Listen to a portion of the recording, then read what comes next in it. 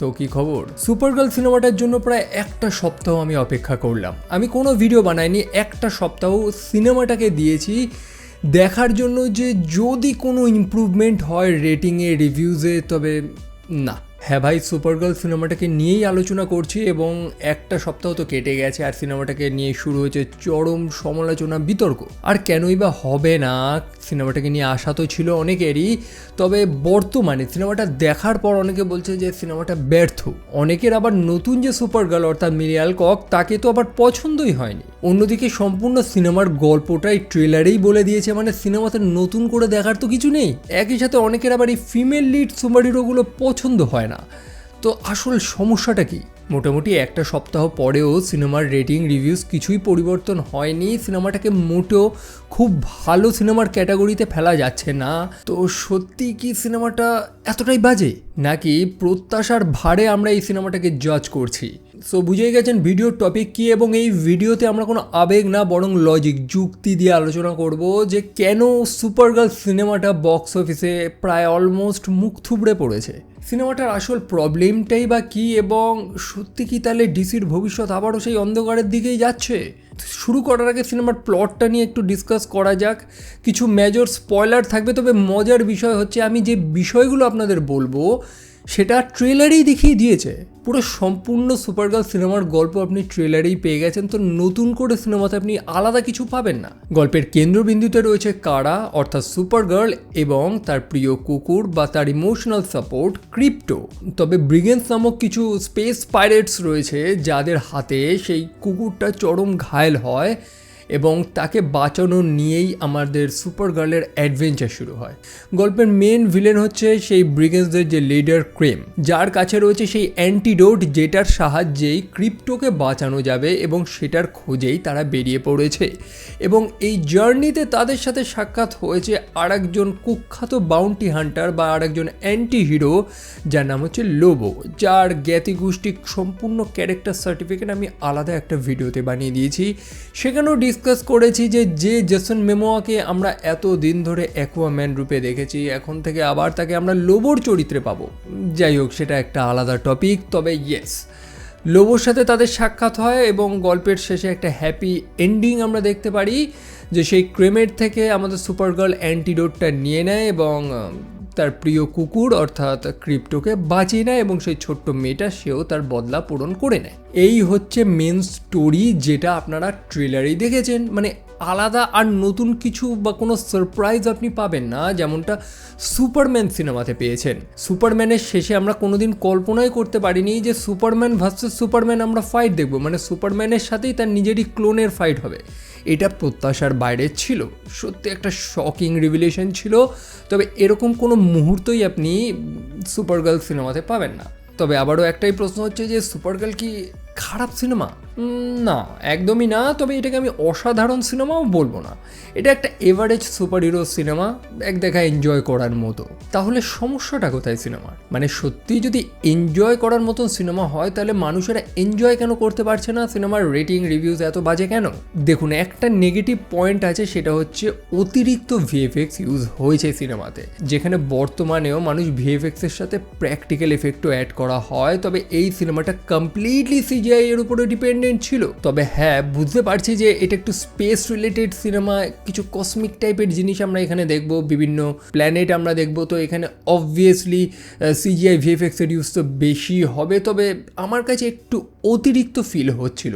দেখুন, সিনেমাটোগ্রাফিও একটা আলাদা জিনিস। আমরা জ্যাক স্নাইডারের সুপারম্যান সিনেমাতেও দেখেছি, সেখানে কিছু দুর্দান্ত ক্যামেরা শট ছিল, যেগুলো কখনোই ভিএফএক্স দিয়ে রিপ্লেস করা যায় না। এবং একই সাথে সিনেমার সিজিআইও কিন্তু খুব রিয়েলিস্টিক লেভেলের ছিল না। মানে কয়েকটা জায়গায় আমার মনে হয়েছে খুব কম বাজেটের সিজিআই তারা ইউজ করেছে, তবে খুব বাজে না। এই একটা কারণ হতে পারে সিনেমার বাজে রিভিউজের।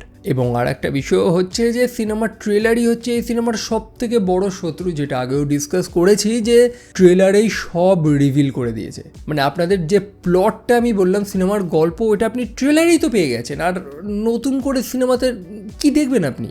মানে গল্পে ভিলেনকে থাকবে, লোবো থাকবে, গল্পে ক্রিপ্টো আহত হবে, সব কিছু ট্রেলারেই পেয়ে গেছে, যার কারণে দর্শকদের যে আগ্রহটা ছিল সেটাও অনেকটাই কমে গেছে। এবং আর একটা জিনিসও হচ্ছে যে সুপারম্যানের সাফল্যও কিন্তু সুপার গার্লের উপরে অনেকটা চাপ ক্রিয়েট করে দিয়েছে। দুটোতেই তো সুপার রয়েছে, তো অনেকেই ভাবছিল যে সুপার লেভেলের কিছু একটা দেখবে, তবে সেটা তো সে পায়নি।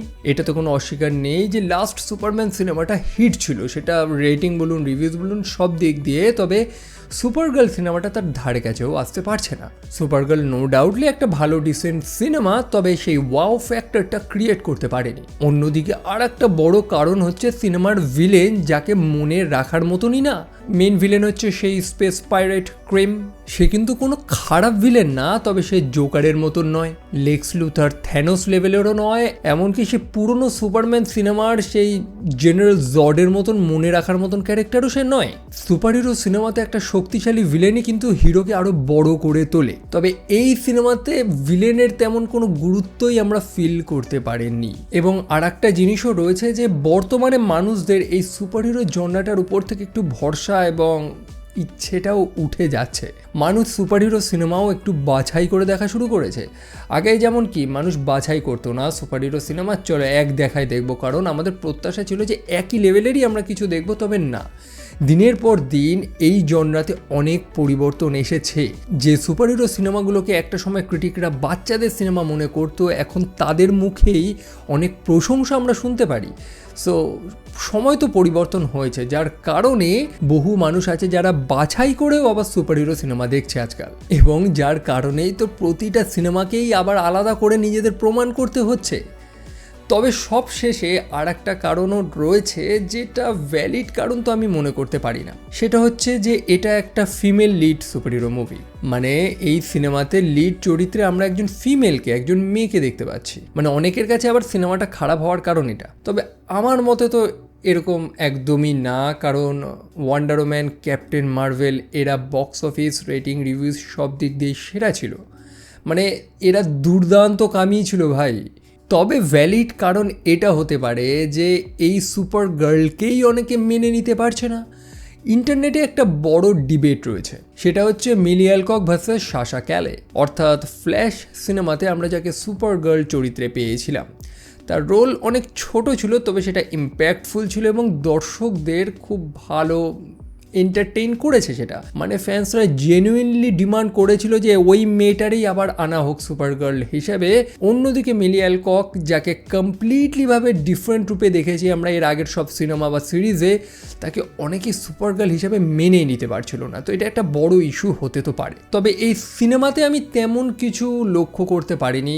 যেমনটা বললাম, এটা কমপ্লিটলি মানুষের ব্যক্তিগত ব্যাপার, মানুষের ব্যক্তিগত প্রেফারেন্স। এখন সিনেমার স্ক্রিপ্ট, প্রেজেন্টেশন এগুলোতেই যদি সমস্যা থাকে, তো কাস্টিং ধুয়ে কি জল খাবে, তাই না? এবং আর একটা জিনিসও আপনাকে মাথায় রাখতে হবে যে ডিসির উপর একটা অভিশাপ্ত কাজ করছে। ডিসির সময়টা খুব একটা ভালো যায়নি লাস্ট কয়েকটা বছরে, মানে ডিসির বক্স অফিসের কথা বলছি। দ্য ফ্ল্যাশ যে সিনেমাটা ছিল সেটা ব্যর্থ হয়েছে। ব্লু বিটেল সিনেমাটা দুর্দান্ত ছিল, তবে সেটাও ঠিক মতন টাকা কামাতে পারেনি। মানে রিভিউজ ভালো ছিল, তবে ইনকাম করতে পারেনি। কারণ যেমনটা জানেন যে ব্লু বিটেল আবার কি, কেই বা সিনেমাটা দেখতে যাবে এই চিন্তা করেই অনেকেই দেখেনি। অন্যদিকে অ্যাকোয়াম্যানের যে দ্বিতীয় part, Aquaman and the lost kingdom, সেটারও সেম অবস্থা। মানে প্রথম পার্টের তো ধারে কাছেও যেতে পারেনি সেই অ্যাকোয়াম্যান 2। তবে এই সব বাধা অভিশাপ কাটিয়ে আমাদের সুপারম্যান সত্যি একটা দুর্দান্ত পারফরমেন্স দিয়েছিল। বক্স অফিস, রিভিউজ সব কিছুতেই সুপারম্যান সিনেমাটা হিট ছিল। তবে যেমনটা বললাম, একটা ভালো কিছু হলে তার যে প্রভাবটা তার পরবর্তী লেগেসির উপর পড়ে যায়, মানে বুঝতেই তো পারছেন। তো সুপারম্যানের কারণে সুপার গার্লের উপর একটু চাপ তো ছিল, যে চাপটা হয়তো সেটা নিতে পারেনি সিনেমাটা। তাহলে কি ডিসির ভবিষ্যৎ আবারও বিপদে? আমার মতে না, একদমই না। দেখুন, মার্ভেলেও তো প্রচুর ফ্লপ রয়েছে, এটা তো আপনি অস্বীকার করতে পারবেন না। আর দ্বিতীয়ত, এটা হচ্ছে ডিসিউর সূত্রপাত। সদ্য একটা দুটো সিনেমা দিয়ে শুরু হয়েছে। একদম শুরুতে যদি একটা সিনেমা তেমন বক্স অফিস পারফরমেন্স না দিতে পারে, এটার সাথে কমপ্লিট এর ইউনিভার্সটাকে তো আমরা জাজ করতে পারি না, তাই না? দেখুন, সুপারগার্ল একটা গুরুত্বপূর্ণ চরিত্র এবং এর অরিজিনটা পেয়েছি, এটা ম্যাটার করে। ডিসি আগের মিস্টেক্সটা করেনি, এটাই আমার সব থেকে ভালো লেগেছে।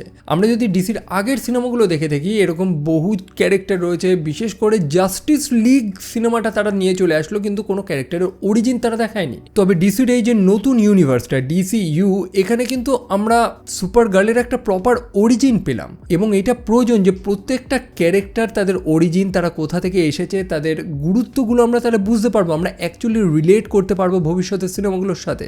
যদিও ভবিষ্যতের সিনেমাগুলো কেমন হবে সেটা তো আমিও বলতে পারবো না, তবে আশাবাদী আপনি। জেমস গানের উপর কমপ্লিটলি ভরসা আছে। আশা করি ডিসির ইউনিভার্সটাকে সে খুব সুন্দরভাবে সাজাবে। যদি পরবর্তীকালে রাইটিং ভালো হয়, স্টোরি টেলিং ভালো হয়, তো এই সুপার গার্ল চরিত্রটাই পরবর্তীকালে আমাদের খুব প্রিয় চরিত্রে পরিণত হতে পারে। তো সবশেষে সুপার গার্ল মোটেও জঘন্য সিনেমা না, তবে মোটেও খুব একটা ভালো সিনেমাও না। আমার কাছে এটার রেটিং 6.5 to 7, 10-এর মধ্যে, তাই আমি দেব। অবশ্যই সিনেমাটা বক্স অফিসে খুব দুর্বল রয়েছে এবং রিভিউজও ঠিক মতন পাইনি, তবে ডিসির ভবিষ্যৎ নিয়ে আমি সত্যি আশাবাদী। তবে আপনারা কি মনে করেন সেটা আমাকে কমেন্ট সেকশনে জানাতে একদমই ভুলবেন না, যে ডিসির ভবিষ্যৎ কী হতে পারে, এবং ভবিষ্যতে তো আরও দুর্দান্ত কিছু ক্যারেক্টার সিনেমা আসছে। আমি অবশ্যই একটা সিনেমা নিয়ে তো পড়ে থাকবো না, তাই না? অ্যান্ড বাই দ্য ওয়ে, আপনি যদি এরকম টাইপের কন্টেন্ট পছন্দ করেন, যে কোনো pop culture super heroes genre বা কন্টেন্ট নিয়ে একটা সিরিয়াস ডিসকাশন বা এক্সপ্লেনেশন, এই জিনিসগুলো যদি আপনাদের পছন্দ হয়, তো চ্যানেলটা সাবস্ক্রাইব করতে এবং ভিডিওটা শেয়ার করতে ভুলবেন না। কোথায় শেয়ার করতে হবে সেটা তো আপনি অবশ্যই জানেন। তো আর কি, বিদায় নিচ্ছি আজকের মতন। দেখা হচ্ছে আপনাদের সাথে পরের আর একটা ভিডিওতে। টিল দেন ভালো থাকবেন, সাবধানে থাকবেন। চলো, টেক কেয়ার অ্যান্ড বাই।